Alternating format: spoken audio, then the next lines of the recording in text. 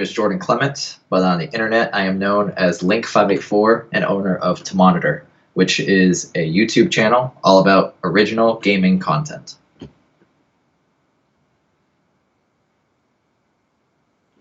I do have a streaming side known as Monitor TV that is made up of a group of streamers with the goal to create a 24/7 entertainment channel where we all work together for the same reason, to provide quality entertainment for everyone.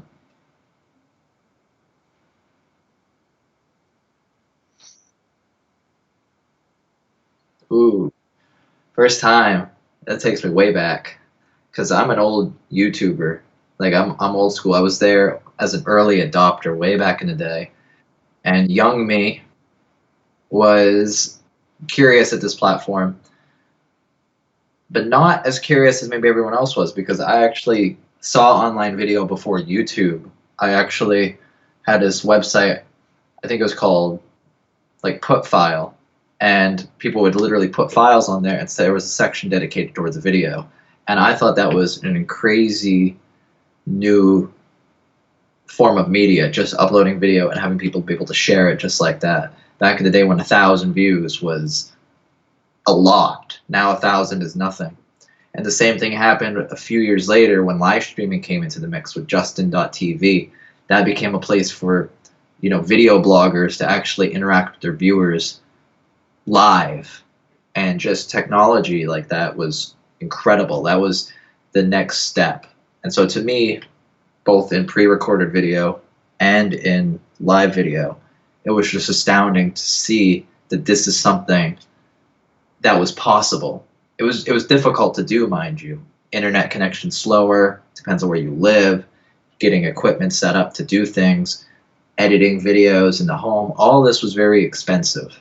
So just having the ability to even touch some of this was unheard of. It was almost as if you got to be what a big budget studio was, to a degree, just on a small scale. It gave you a taste of what it could be to control your own content for the first time ever in a way that wasn't on television. And it just blew my mind.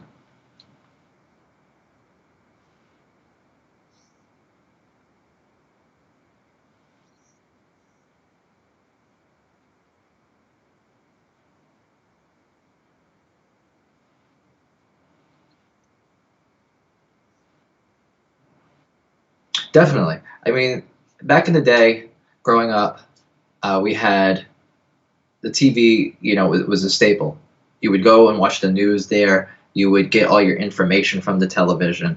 If you wanted shows, you would talk about them with your friends, maybe the next day at work or at school or whatever it is. And that's how you dealt with media, was you got your information from there and the newspaper for education purposes on what's going on in the world. And then as far as sharing information about what you enjoyed content-wise, you talked about it face-to-face. Now, today, we've gone past the days of dial-up, and there's forums, there's YouTube, there's live streaming, there's Twitter, there's all of this technology and all this media, and it's all interacting with each other too. It's not all separated. You could have a Facebook account, and you could embed a YouTube video, or you could upload a video directly to Facebook, or you could go onto Twitter, and you could embed a Vine. You can share comedic bits with each other. It's everywhere. The moment something happens, you tweet about it. You didn't have that. Back then, you had to be glued to your television set, and the whole family would be around. If something was happening, you didn't know what your neighbor thought until the next day. Now you can find out what your neighbor is thinking literally by following a Twitter feed. And when I say neighbor, I mean that even loosely. Like, I mean anywhere in the world. If there's a shooting happening, you know about it. When before, you might not have even heard about it unless it was some sort of local event. You say, oh, a shooting happened in this other state over. Is this national newsworthy? Now news, everything is worthy just to be on Twitter. I can see why things like newspapers are dying, why television stations are dying, because you have the information at your fingertips and anyone can be a news outlet. Not professionally, but enough that you don't need the media to talk about this event is happening. You need the media in terms of information, they need to change. It's not just about reporting what's happening, because anyone can do that. It's about what type of information can we provide that may sway public opinion, let's say on an election, or let's provide things that maybe the average person won't be able to tweet about. They have to really step up their game and curate their content in a new way, because by the time that they report something, it's already old news. It already happened 10 minutes ago on the internet. By the time you get a camera crew set up somewhere, there's already someone streaming it literally off of their phone. So what's the point anymore? And as technology gets better, quality of video and cameras get better, there's no need for that anymore. You can literally have a guy standing on the street, with a microphone commentating about it. That's a vlogger. What's his view different than that of a media outlet? There isn't one. You're literally just a person talking. Now that we all have that technology, that's why TV is dying.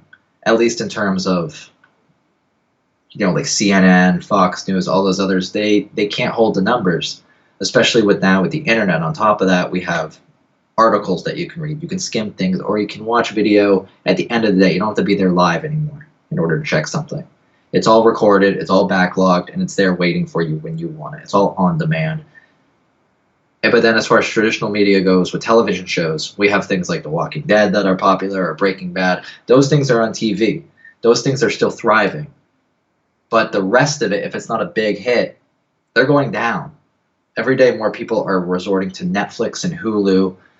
Even Amazon has own original content that they provide, and people are going to these. And they're not using televisions for cable anymore. They're using televisions for gaming or something else entirely that's unrelated, like maybe a Chromecast device, and streaming what's on their computer. So everything else is dying. So the media is starting to slowly shift. And one good example is PBS. I didn't know about this. I actually learned this about through my mother a couple years ago. She has programming that she would like to watch on PBS, but having PBS in the home on the television, it kind of sucked because she wasn't able to enjoy it. Well, it turns out PBS actually puts a lot of their content on their website now, and you can watch it with an ad experience, similar to what Hulu does with their free version. So it's shifting all to the computer. People are getting away from the television and going more to the monitor. But I think there's going to be a point where the two, they're not going to cancel each other out ever. One's never going to take over another. But I think the monitor and the computers are going to be more popular. Televisions will always exist in the home, but I think it's going to be through devices such as Chromecasts and apps, Roku devices, apps, that whole deal. It's all going to be apps. That's my projection. That's what I think.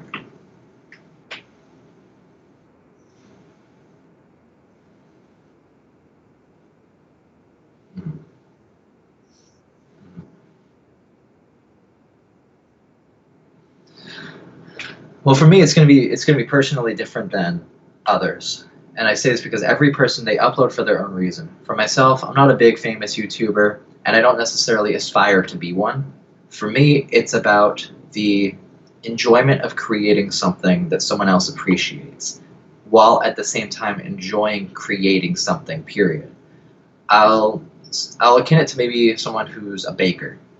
Some people bake because they love baking. They love making these things. And at the same time, they love giving baked goods to their friends and family and seeing the joyous reaction on their faces. That's something that I think a lot of people can understand and relate to. And for me, creating content is the same way. I'm creating something. I enjoy the process. Sometimes I try different ingredients. For example, I'll do different things with my editing. I'll try new techniques. I'll learn. I'll grow.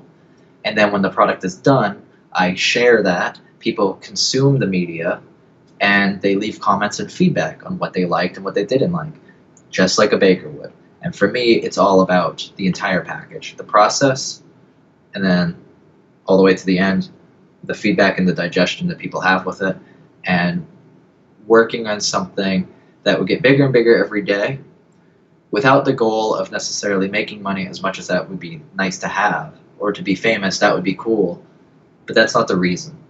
It's for me about personal growth and seeing what I can personally accomplish on a personal level. And if the other things come, then that'll just be a nice bonus.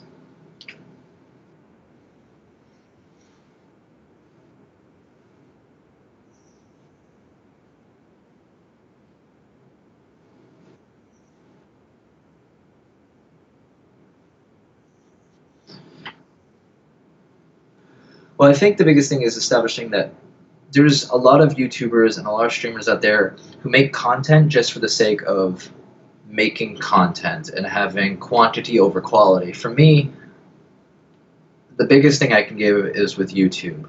I've been doing YouTube for a long time, yes, but the videos that I produce, I don't try to be like, all right, every week I got to get this video out. My goal is every week to have a video out. It's a good practical goal to have. I'd like to get them out more often, but if I don't hit that week mark, I'm not gonna stress it too much, because to me it's about the final product delivering what I want it to deliver. If I want to have it, depending on the show that I may be working on or the video that I'm creating, I want to make sure that it hits its mark. I don't want to lose part of myself by trying to produce, quantity over quality. I want it to send a message. I want it to resonate with people. I want it to be able to convey important information. It's all about what this is supposed to be, and it will come when it's finished. But at the same time, it's good to have a little bit of balance to make sure you get that content out, because otherwise I'd spend all day on it and I would never put it out because I feel like it's not perfect enough. That's where people's feedback comes in. So for me, it's about delivering a message, which varies per type of content.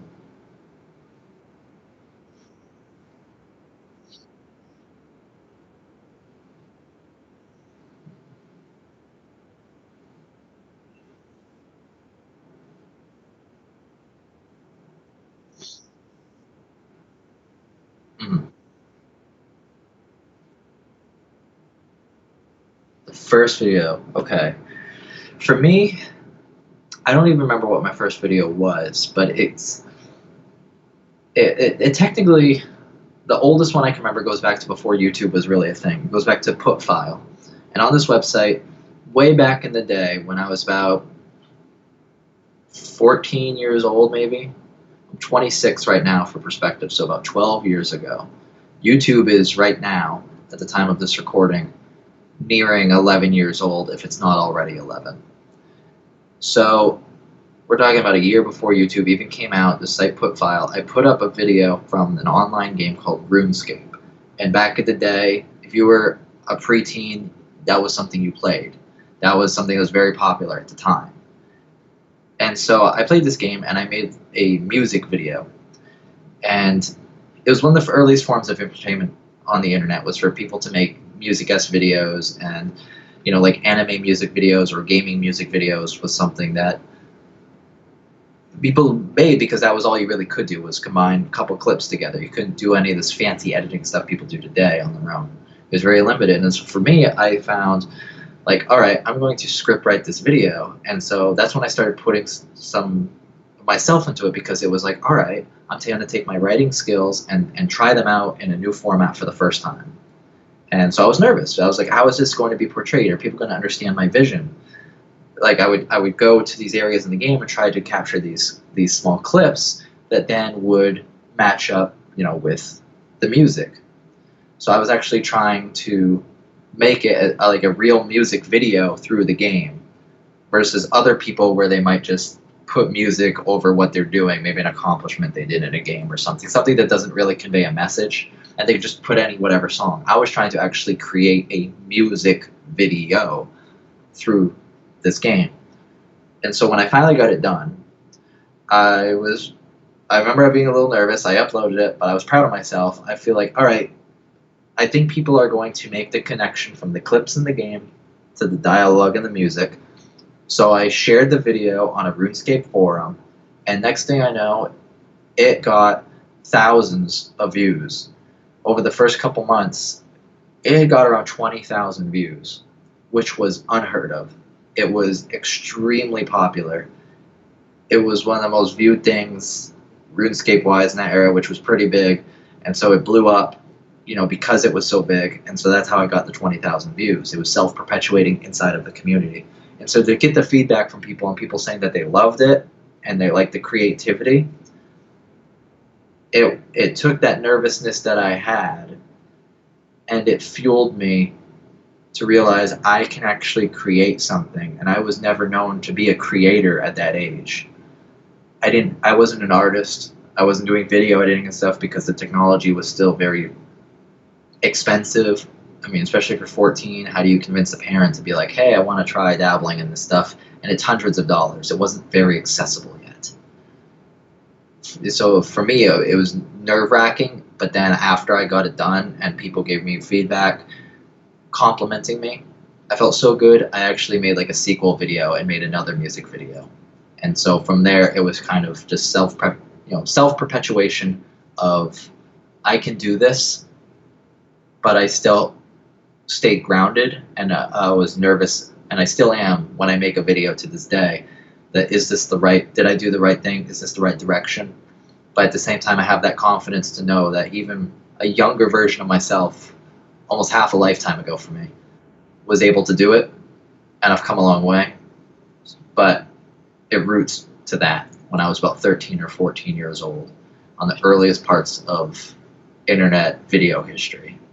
And so I still get happy thinking about that, to know I did that at that age, because I didn't really become a real content creator until a couple of years after that. It was more like I dabbled in it, but it's a part of my history.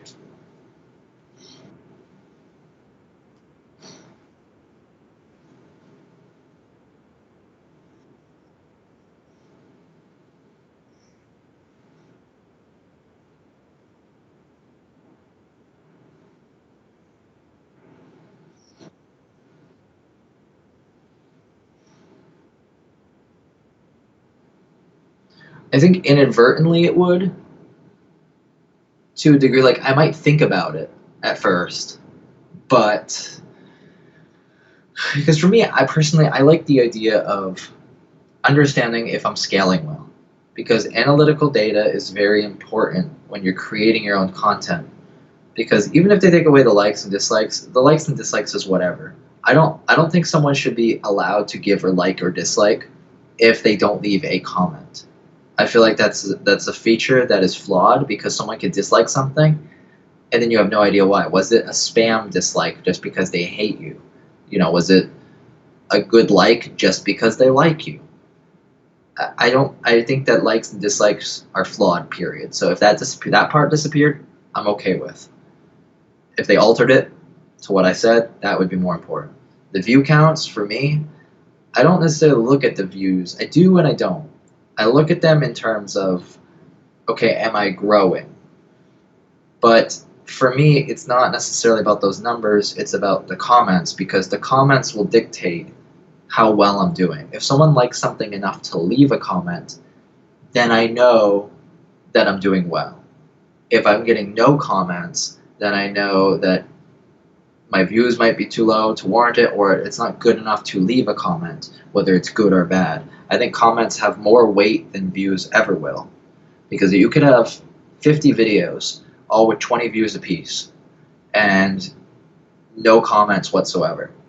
But then you could have one guy who's on his way to making 50 videos, and he might get some comments, not knowing what his views are, right? We say he took that away, and he'll get comments. And be like, oh, I like this, or I didn't like this.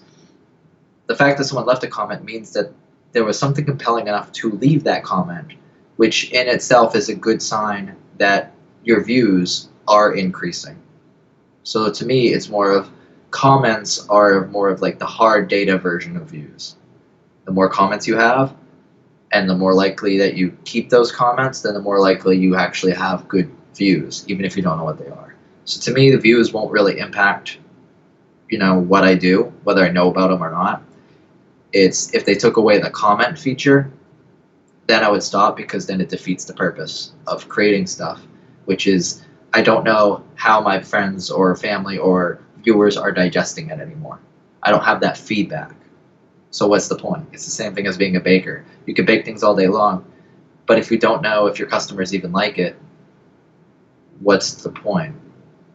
You know what you like, but you're biased because you created it. So everything else can be taken away except the comment section.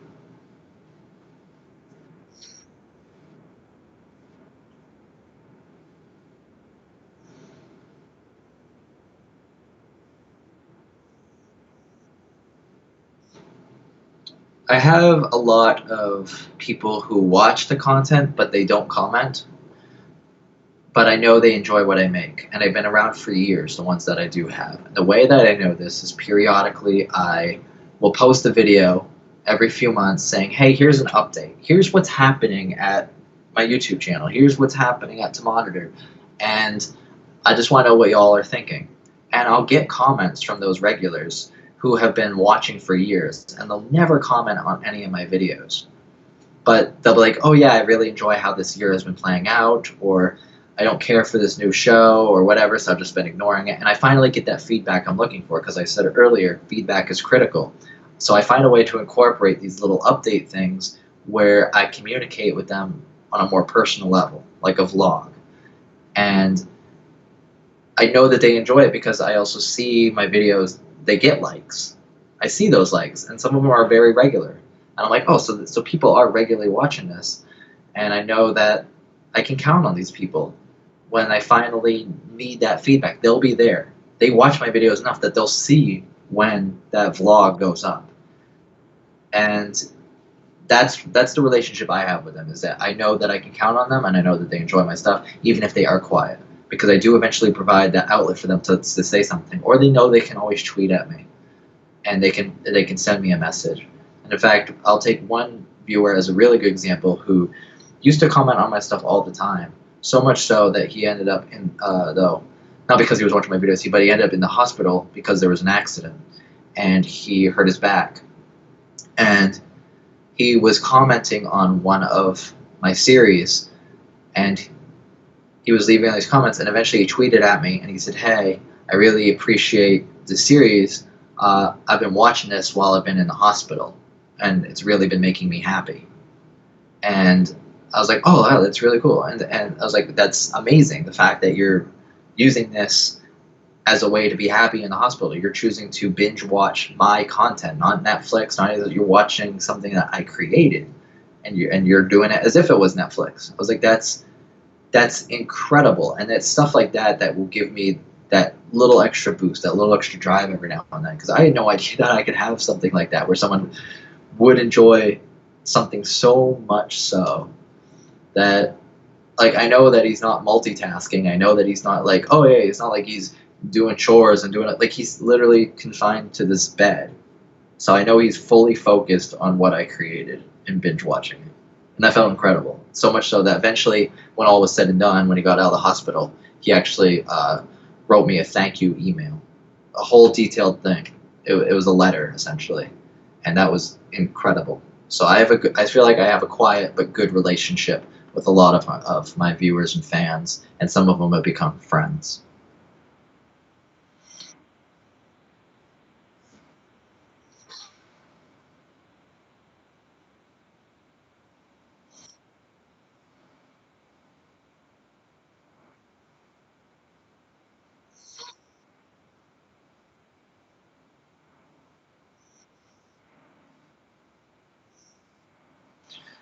Well, I think the biggest difference, which is obvious, is one's live and one's pre-recorded. And so you look at them and you say, all right, pre-recorded. To some people, that's extremely easy because they say, all right, you can script write, you can take your time, you can finesse it. When you're live streaming, there's no second chances. It's live. You don't get that opportunity to go back and fix something. You have to be ready on the spot for anything that comes your way. Whether it be trolls that come into your chat, you have to be ready to moderate that chat and clear it out. You have to be willing to engage with people even when no one is there. And you say, well, how can you engage with something that's not there? Like when you're growing a channel for live streaming, you never know when someone's going to come in. It's not the same with video. With video, it's like, when you got the view, and you know what they're going to expect when they get there. When you're live streaming, someone pops in, you say, well, I got no viewers right now, so I think I'll be quiet. It's like, well, that's not really how it works, because someone might pop in and you have to grab their attention really fast. And the view counter doesn't always update right away, or you might not be looking at it. And so when someone comes in, you have to be already talking. You have to already be doing something, so that way you already are engaging with them the moment they come in. So you have to be preemptively prepared to talk during an entire stream and be entertaining and engaging, which is very difficult for some people because they don't know how. They say, oh, script writing is what I do. I can take my time and plan. It's just like writing a book, or it's just like doing this. Like it's completely different. But then I know people who, will be like, oh yeah, I can totally do one, but I can't do the other. And I know some people who can do both. And the thing about it is it takes practice for either side. Because for some people, script writing is easier. For some people, talking and just going on is easier. It's just about what you're comfortable with. But once you figure out which one you're good with, I would say try that.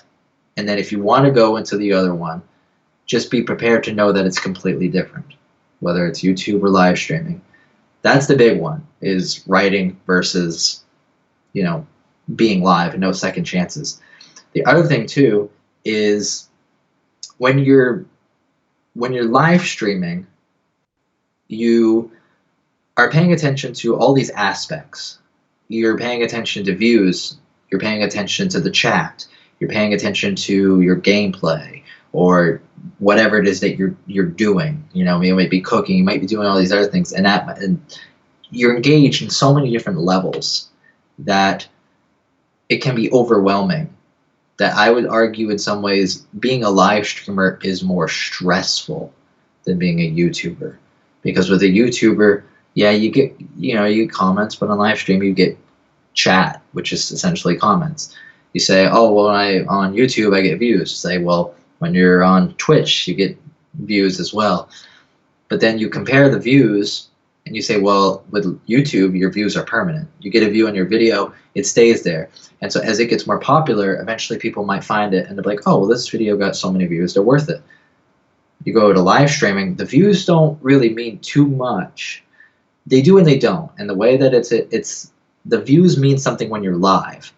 But when you're streaming, someone might look and say, oh, well, this person doesn't have too many followers, or subscribers in the case of YouTube. You say, well, there must be a reason why this person doesn't have that many. There must be a reason why they have so few. And you could look at them and say, well, either they're starting out or there's something wrong with them. On YouTube, I feel like it's a different atmosphere. You say, oh, well, this person's clearly growing their channel. This is a good content. Obviously, people are going to subscribe.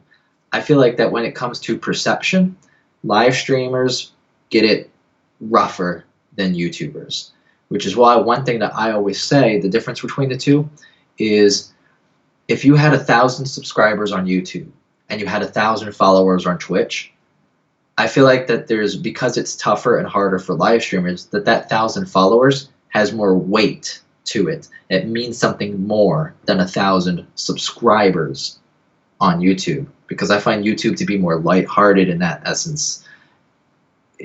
Trolls aside and people commenting, I just mean the overall grand scheme of growth, that YouTube is lighter, it's easier, and the reward structure is different for each platform too. So while live streamers may have it harder, if you succeed on it, you'll do very well. Same thing with YouTube though, if you succeed on it, you do very well, but they both have their own structure, and it's just about understanding that structure. And I don't think a lot of people understand that difference. So those are the big ones to me.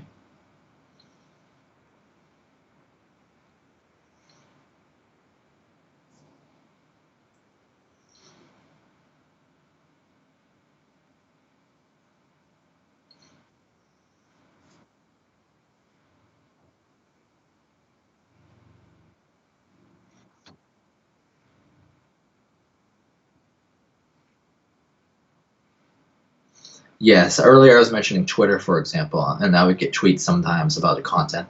That's actually a good way to see if people are engaging with you and also if they're talking about you.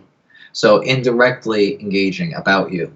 Like, for example, with YouTube, if you share a video, or on Twitch, if you share a stream, you can search that, you can find that, because they encourage you to share on social media right there. Where I've had YouTube videos be shared on Twitter, and it will automatically say @to monitor, because you can connect your YouTube account to your Twitter. So when people share it, it will automatically, you'll know that it was shared.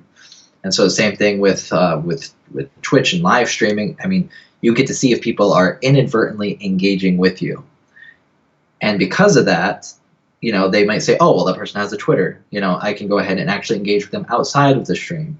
And so it doesn't have to be just Twitter. You can do this with Snapchat, Instagram, Facebook. You have all these different ways.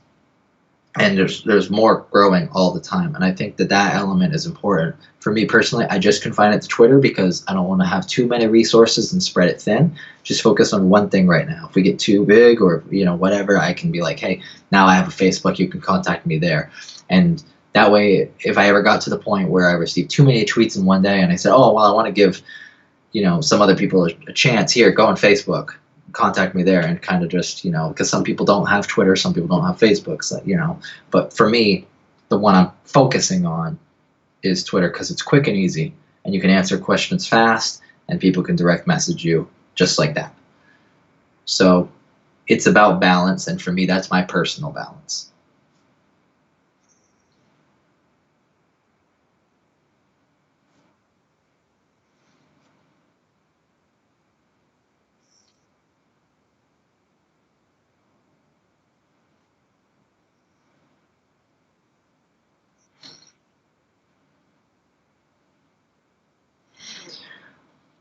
I would define it as it's a hobby that I treat like a job.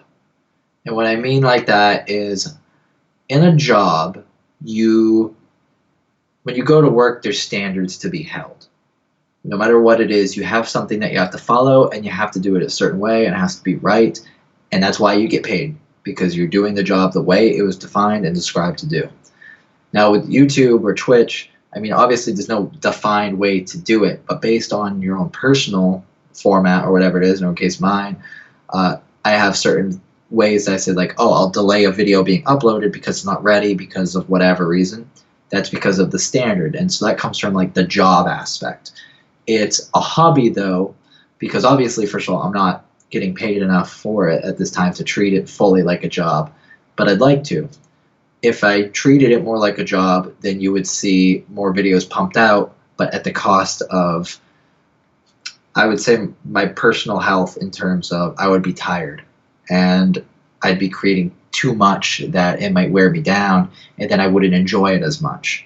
As long as I'm working a regular full day job, full time, sometimes overtime, I can't commit to doing more as much as I'd like to. Because the moment I do that, then I'll be losing a part of my sleep or a part of my sanity, because I won't have downtime. Because even it is a hobby, and hobbies are fun, but it's not fun to work all the time either when you're already working a day job, because it still is work. There's still parts of it that I don't want to say aren't fun, but they're definitely not ideal. When you go into editing, I really like piecing all the stuff together. When I think of an idea, I like the creation of the idea, but I don't necessarily like the idea of then having to put the pen on the paper and start right then and there and start script writing. So for me, it's about part hobby, part work. I'd say it's like 60% hobby, 40% work. And it's been that way for quite a while, because I did have a time where I tried to treat it more like a job, and I didn't necessarily get burnt out, but I definitely felt tired, and I knew I would have gotten there eventually. So it goes back to what I was saying about balance.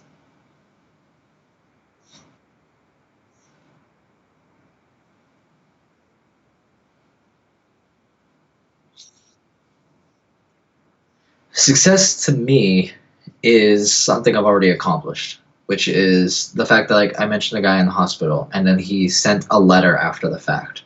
Success is impacting someone's life so much so that even though I'm creating entertainment, I know for a fact that I have entertained someone, that it was worth their time to watch said content. And to me, I apparently have been successful enough to say, hey, I actually impacted someone's life. That when they were in a time when they were down and they couldn't do anything, they counted on my content to make them happy. So to me, I've already achieved success. So now it's about the next chapter of success, which is to have more stories, not necessarily like that, but to know that people are entertained enough that they're willing to comment and share and let me know that they're happy with what I'm producing, and that it's they don't look at it and say, oh, that's clearly a hobbyist content. They look at it and say, hey, that's good professional content, or professional enough that they're willing to engage and enjoy it. So to me, it's knowing that people enjoy what I'm creating. That's success for me personally.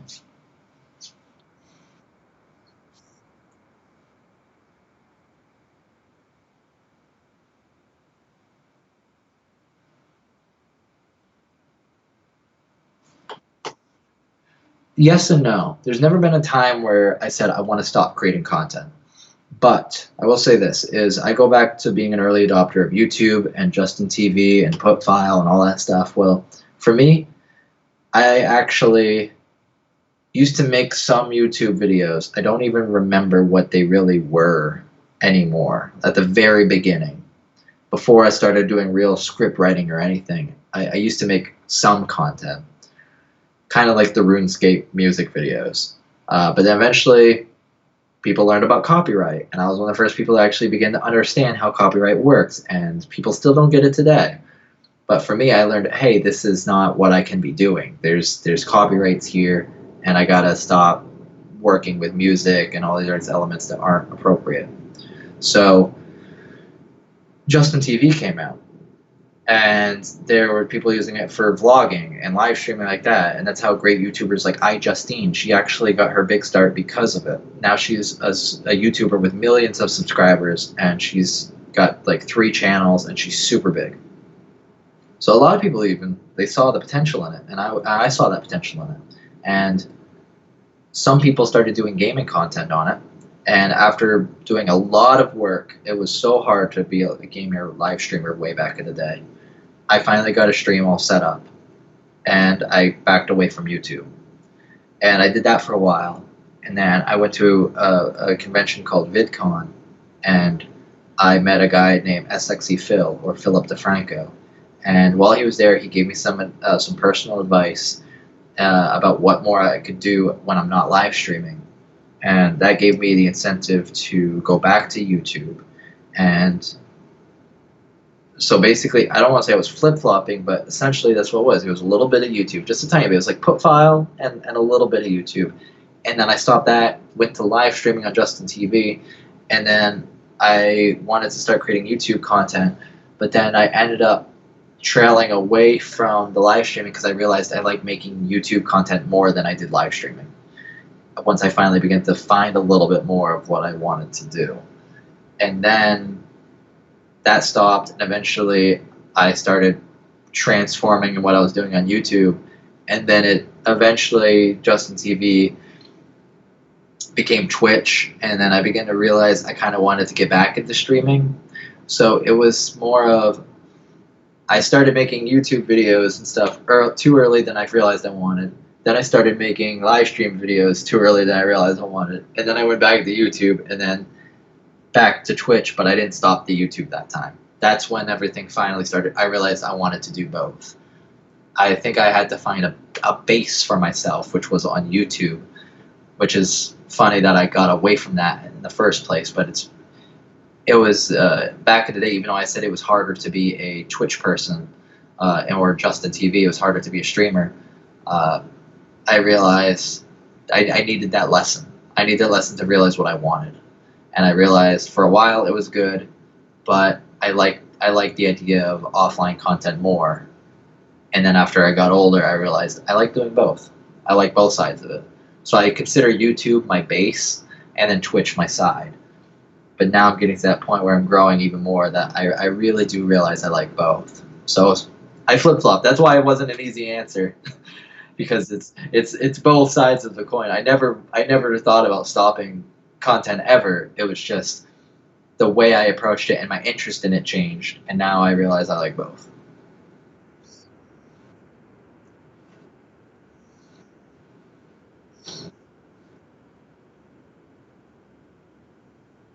Yes. I'll start with the YouTube because that's where I started.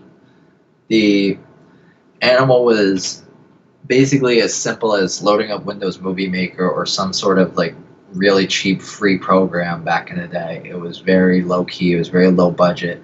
Uh, you didn't really see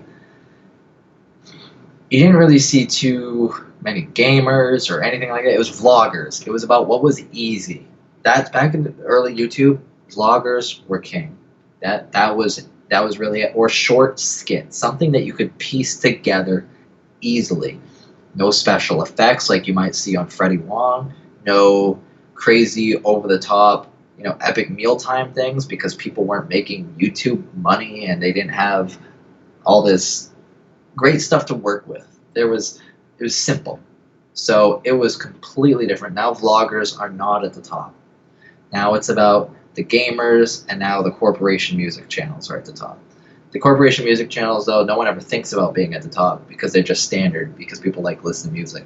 But as far as YouTubers themselves, it's the gamers, and then now we're seeing a big boom from beauty vloggers and beauty channels and all that. So it's coming back where you can talk to a webcam to a degree, but now that seems to be more of like the second thought. When before you would have one channel for vlogging, that was it. Now it's like, hey, someone gets big first and then they create a vlog channel.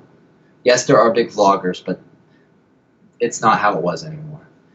And now with also live streaming's got easier. We can have devices that allow us to just stream just like that if you're a gamer. Back in the day, it was about what was easy. I said that YouTube had vloggers. While you go on Justin TV, it was about people talking in their webcam, essentially live vloggers. It was about what was easy. If you wanted to be a gamer, you had to figure out a way to take your video game console. There was no real way to take like an emulator on your computer where you could play a video game on your computer and then capture that and put it on the internet. There was no easy way to do that. There was no OBS program. There was no this, that, and the other program that since now there are other ones available. It was about having a device be able to connect to a computer. And it was in the form of, you find this one software that worked. I can't remember the name of it. It was some sort of encoder program. And you needed a way to get a signal into the encoder program so that it could output that signal to your channel. So what you had to do was I want to take, let's say, my Super Nintendo. You say, how do I take my Super Nintendo and connect that to a computer? Well, basically you had to get a device that plugs into your computer that can capture the signal from your Super Nintendo. Kind of like how media outlets would do it so they could publish stuff in their magazines with screenshots and what have you. So you're like, well, where do I get those? You realize, all right, so I had to get this, capture card that was very low end, and it really was only made to capture those low end consoles. It wasn't made to capture Xbox 360 or anything 3D really. So people really only did two-dimensional games. They didn't do all these big things, at least not at first. So then you have the device connecting, but then you still have a problem. You still have to have a microphone. So you can't just literally have your Super Nintendo connect to the computer and expect that to work. You had to get an audio mixer. So you had to get an audio mixer, which then had a power source of its own, plug that in. You had to get your Super Nintendo, plug that in also as well, and then take the wires from the Super Nintendo and plug that into the audio mixer, and then you did get another set of cables to send the audio mixer signal to the capture device, which was then connected to your computer. Then you had to grab your microphone, plug that into the audio mixer, and voila, you were good to go. Almost. You could go with that, but your audio from the microphone you would plug into that mixer, depending on the type of microphone you had, if you didn't have a nice, good, expensive one, you couldn't control the volume separately for the microphone very well. So if a game was super loud, you couldn't control that differently from your microphone because your microphone audio was essentially mixed in with the game audio. There was no sliders to change volume levels or anything like that. So if you really wanted to have the freedom to change your microphone levels separately from the game, you would have to literally get a second audio mixer. So you'd have to send the game volume into the first one, lower it, output it to the next audio mixer, and then that one is the one that would have your microphone on it. That's what your slider was that you would have on software programs today naturally. So you would have to have two audio mixers, your video game console, your microphone, and then when all said and done, you say, all right, it's all set up. But since people weren't really using microphones for that many things for home use, the market was very small. You had to figure out, well, how am I going to get this microphone to stay in place? Like, because they were all hand microphones. How are you going to have a hand microphone while you're playing games that required two hands? So, for example, in my instance, I had to jerry rig something together that was completely makeshift. It was all exploratory. It was all, you had to figure things out on your own. There was very little guides on the internet on how to do this stuff, and very few people were doing it. But then once people began to see that there was a market for this on YouTube, then it became easier for streamers, because then we started to get certain equipment, and it was still difficult for a while, but now we actually have portable capture devices that can capture things for the current consoles all the way down to the old school ones. We can stream things on our computer, PC games, and we can stream and upload directly right then and there. It's become so easy and so mainstream that people don't understand that 5 years ago this was very difficult. We're talking only 5 years ago. This was a whole nother ballgame. Don't even get me started on 9 years ago.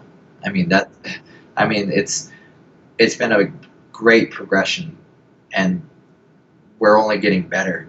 Thing is, we've kind of tapped out the max when it comes to YouTube and Twitch, when it comes to what can be available to us for hardware and software. It's pretty easy for anyone to do anything now. And that's why you see so much like crappy content on YouTube and on Twitch, is because everyone has access to it now. If you wanted to do it back in the day, only those who were dedicated did it. And if they were dedicated enough to do it back then most of the time they were good and they were worthy of doing it and paying attention to. That's a big thing. Go back to a couple questions you asked about how the market changed and how it all changed. As tools become more available and everyone thinks they can do something, it just opened the floodgates. So now that it's easier, that's why we have so much bad and crappy content on there, is because people don't hold themselves to a standard because they don't need to. You can just do anything with a computer that you buy today. Pretty much. When back then, you had to have effort in order to get there. And if you had that effort, you probably were going to be good at it.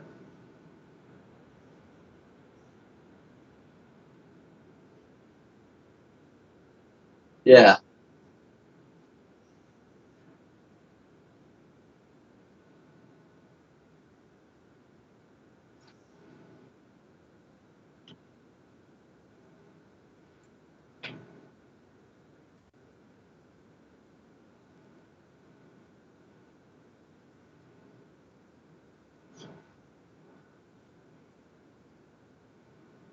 Well, I mean, earlier I explained why I think a creator would create content, and I think a lot of the content creators feel the same way. And then, of course, you have the other side where it's just people who are in it for money and then they'll never make it.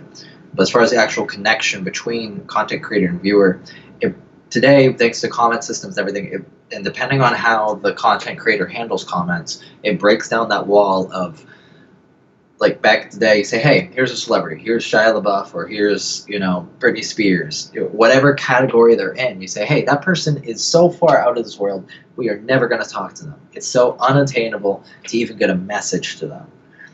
And then to get a response, unheard of. Today, you say, wow, people are creating content. You can engage with them right then and there. And if they're a good content creator, they'll engage back. So all of a sudden, those walls are gone. And we don't care if a person is famous or not. We just care about the content. And we know that if a person's content is good, they'll eventually be famous. And the world is just enamored with famous people on all aspects. And some of us like finding someone before they're big too, because we know that as they get bigger, if we keep engaging with them, they'll keep engaging with you, and then they'll remember you when they're finally big. So a lot of people actually want to find like the next untapped person and kind of get in on the ground level, so then they can maybe be the cool guy who happens to know someone before they were big, and not necessarily like in a complete hipster way, but in kind of like a, hey, I get to engage in conversation with this person. and I'm cool for it. But then at the same time, other people just like the fact that they can engage on that level right there, because it's kind of like doing this interview. People like to talk to each other. In this case, it's kind of one-sided, but people like to have a conversation, period. And this is still a form of conversation. And so when you have that conversation with someone over the internet, content creators are the best ones to have it with, because they're not necessarily looking for your approval, but they're looking for your joy. And it brings them joy to know that the joy has been brought. So breaking down that wall is the most important thing. And just because comments are on, look to see if a content creator is even responding. Because if they are, that's why more people will like to respond, is they like to see people be engaged, because then they know, hey, this person cares, and their content is only going to get better because of it. I think I should leave a comment, because then it'll exponentially get better and better and better, because they'll see that too. And I think that creators are understanding that that wall has always been something that's bad, and they've known it for years. But only within the past couple of years, I think the commenters are the ones who are beginning to understand that commenting has a bigger impact than they think it does.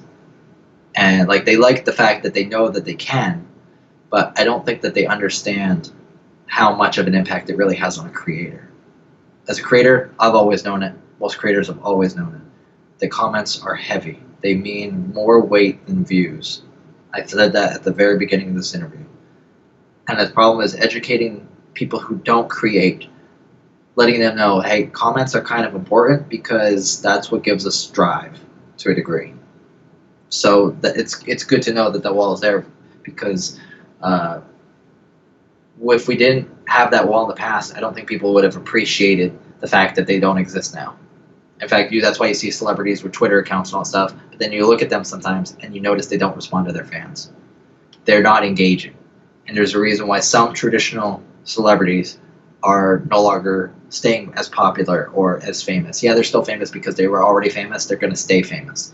But that's why you see these web celebrities getting bigger and bigger and bigger, because they actually know how to handle this new age stuff. They know how to handle engagement with fans that aren't just at a red carpet event and waving or whatever. And you say, hey, look at Miss Unattainable over there.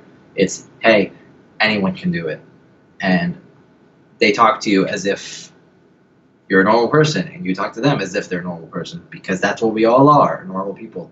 So I think every day, people who don't create are beginning to understand the creator side of things. And so that's why it's important.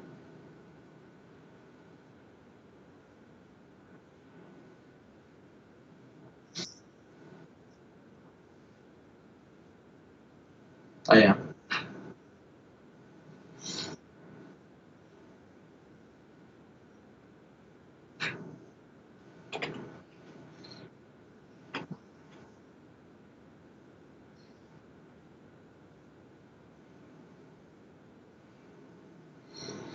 That's a loaded question, because I don't know why what the context is, but in a general statement, I would say thank you for even being here in the first place. You chose to come to my channel or come to participate with my content, and the fact that you're even here, that's what drives me to keep doing what I'm doing.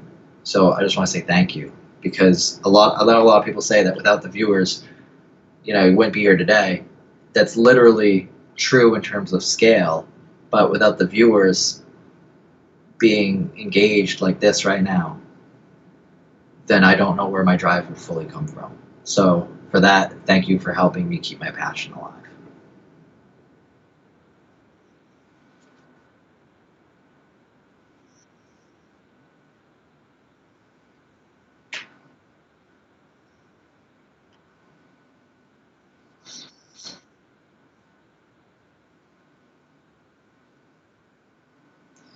I would say in general to other content creators that I think it's important not just to engage with your audience in the comments section, but I see a lot of people where they just create content and they don't provide, like what I said earlier, having a video every now and then where you just talk with them and say, hey, I'm just checking up on you guys. I see your comments, but use this as an open space and just talk and engage with me. Ask me questions. You know, what is it that you like about this channel as a whole? I mean, is there things you don't like? Is there stuff you'd like to see in the future? And just give your viewers space, somewhere that they know they can go to for a fact and say whatever it is that they want to say. Because yes, we can tweet off things, and yes, people can comment random things in certain videos, but they don't always necessarily belong on random videos. So just give them that space. Let them know where they can have an open discussion, really, that's not specific to a video or a live stream or whatever. Just find a way for you personally to give them that space. Because I've done it several times, and for me, it's done a lot more for me than I ever could have thought of. So try to find that space for you too. Yay!